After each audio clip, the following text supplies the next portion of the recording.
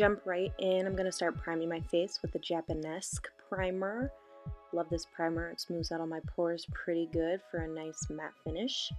I then am going to go in with the Maybelline Infallible, and this is a very matte foundation, which is what I'm going for with the vampire look. And I also went with the lightest shade that I had in my inventory of makeup, just because it is a vampire look, and when I envision a vampire, I envision pale. You can also see that my eyebrows are already prepped. I am going to be covering them, as you see, and I am going to be giving them a new shape. So another thing to pay attention to is to make sure you're very, very delicately covering them up with foundation, because you do not want to disturb the work that you've already done gluing them down.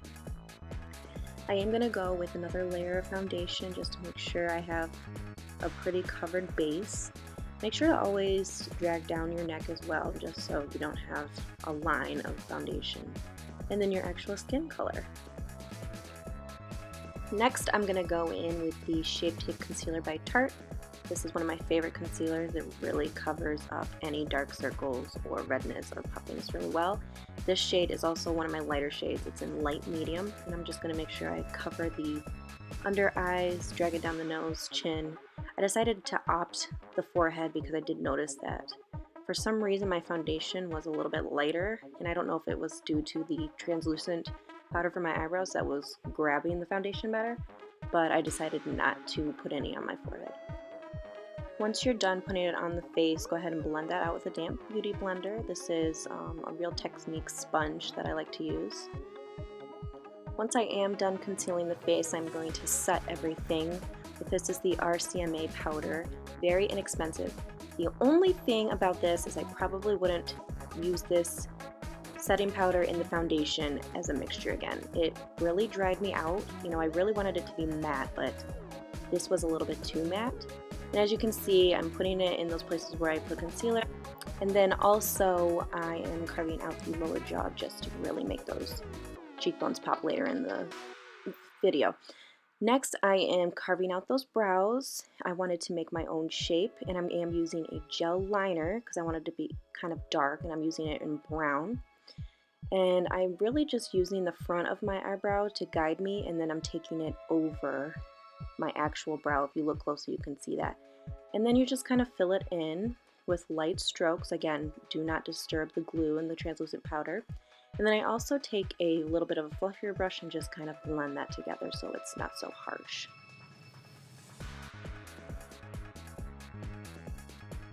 Once I'm done blending that brow together, I'm going to go ahead and just do the other one off camera.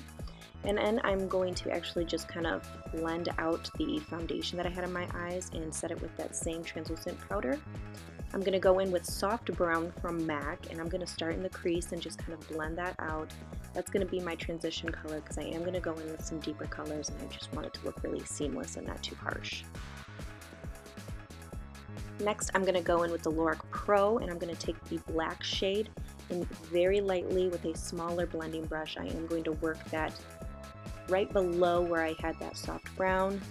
And then as you're making strokes and just blending that out, I'm going to take the same brush that I used for the soft brown, and I'm going to just blend that all together just so it, again, blends seamlessly, not too harsh on the eye. You can also see that I kind of flick it out as well, just to kind of make a wing shape. I am going to go in later with an eyeliner and really kind of just accentuate that wing and cat eye type of look, but just to kind of get a little bit of shadow there, I do blend it out. Next, I'm going to take the BH Cosmetics 120 color palette, and I'm going to take the two red shades at the top left corner, mix them together, and then I'm just going to plop that right on the lid. Again, make sure when you're done putting it on that you go back in the edges and blend them out with the black and the brown so everything kind of meshes together and it just fades into the eyelid.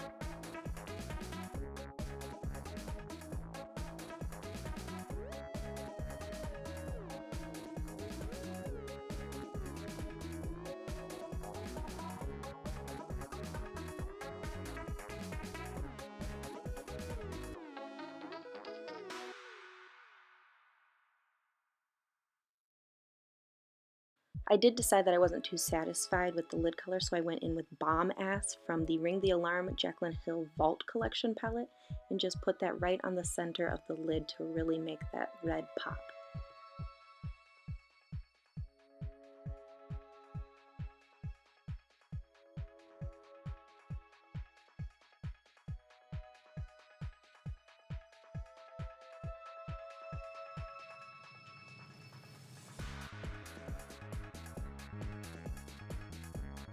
Again, you're just going to keep blending and blending and blending. I do go in with a little bit more black just to deepen that up some.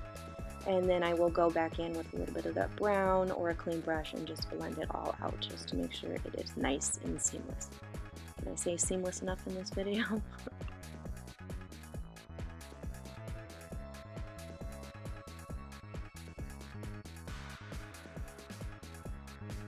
Once I was done blending my eyeshadow, I did go in and put some lashes and liner on. Next, I'm going to go back into that Lorac Pro palette and go with the Cool Gray, and I'm just going to start carving out my cheekbones. I really want this to be very sharp and defined because that is the way I envision this vampire. So I'm just going to very lightly go in and build it up. Make sure that you are bringing it pretty down forward, kind of where that translucent powder ends, just to make it look really defined and popping. I also take that up at my temples, and then I also do the very tippy of my forehead just to make sure everything kind of looks like it's sunk in at the top of my head.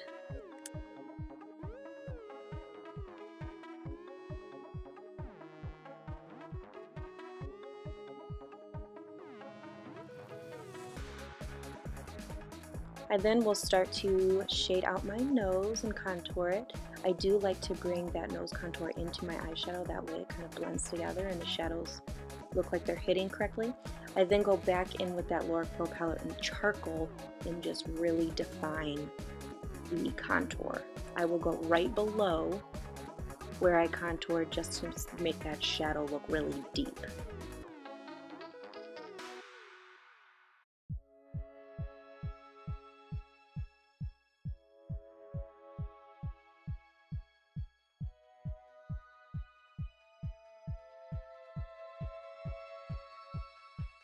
I'll use that same charcoal color and go back in to deepen my nose, just like I did with my cheekbones. Just make sure you really blend it out because you do not want this to look too harsh. You really want this part to mesh together and blend out. After I am done doing my contour, I will blend out and diffuse the rest of that translucent powder that's been sitting. This is when I realized that these two products were not going to mix very well, but for the purpose of the video, it worked. I do want her to look very evil and like she just killed somebody, so the blotchiness, it kind of worked well for me.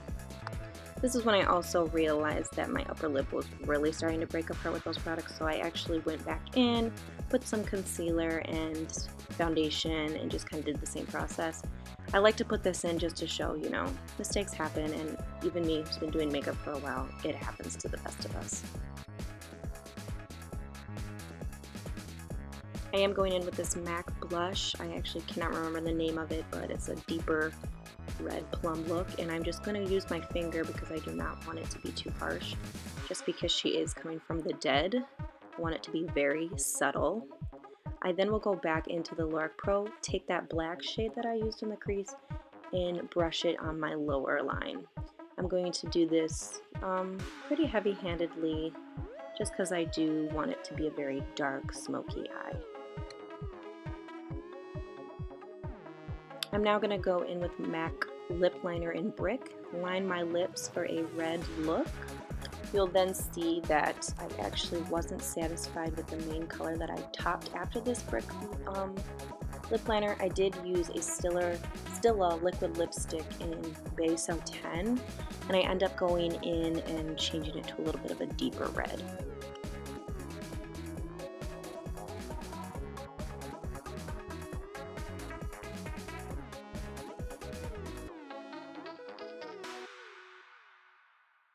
Unfortunately, my camera cut out for the next part, but I did end up going back in with a black and purple shades from the Lorac Pro palette and just kind of darkened up like I'm crying darkness and shadows.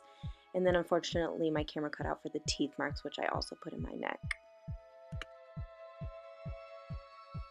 Once I'm finished with this, that was the final step, and this was the final look, and I really appreciate you for watching. Thank you so much, guys.